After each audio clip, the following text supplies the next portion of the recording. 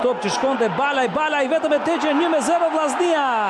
Një gol i Bekim Balajt vlen 3 pikë për Vllaznin në sfidën ndaj Dinamos në Loro Buriqi.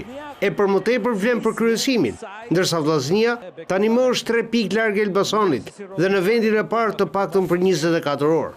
Një duel që nuk i shpëtoi polemikave, jo vetëm te goli i Vllaznis dhe ajo anulluar për Dinamon, por dhe në duelin mes bankinave, pasojës së cilës ishte kartoni kuq për Sinanin dhe Glendajer.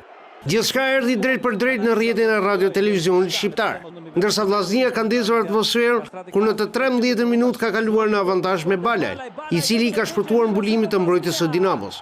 Kryeqytetasit pretenduan për pozicion jashtëloje, por pas verifikimit në sistemin VAR, Qardaku mbante në pozicion Balën dhe goli është i rregullt.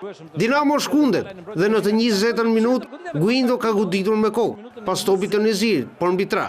Pas 6 minutash tenton Ferreira, pas topit të Bregut, por përsëri jashtë. Dhe në të 34 minutë, Dinamo ka barazuar me Berishën, pas topit të gjatë të Qevalis, por për sistemin VAR në pozicion jashtëloje dhe gjithçka anullohet.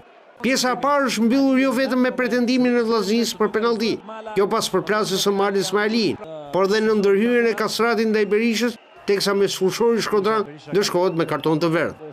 Pas pushimit, Dinamo e nis në sulm në kërkim të barazimit. Guindo në të 47 minutë i ka patur të gjitha mundësitë për të barazuar, po pret Polc, i cili pas 5 minutash frenon dhe Qefalin. Vllaznia shkutur përgjigjur vetëm në të 65 minutë me Kallakun, por ka pritur keqja.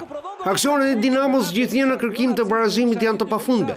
Vila në të 81 minutë dhe Bregu në të 84 minutë janë dalur nga Polc. Ndërkohë, fundi i lojës vjen duke u acaruar, ndërsa 1 minutë përpara mbylljes së takimit ka karton të kuq për drejtorin sportiv të Vllaznis Vjoresit Sinani dhe ndihmës trajnerin e Dinamos Glendaja. Vllaznia detyrohet të shtrëngojë dhëmbët, teksa Kallaku largohet i dëmtuar dhe kohën shtesë ka luajtur me 10 futbollistë. Megjithatë, shkodranët janë mbajtur dhe në vërshëllimin e fundit të Andi Koçit janë ata që festojnë. Një fitore shumë të rëndësishme për ballë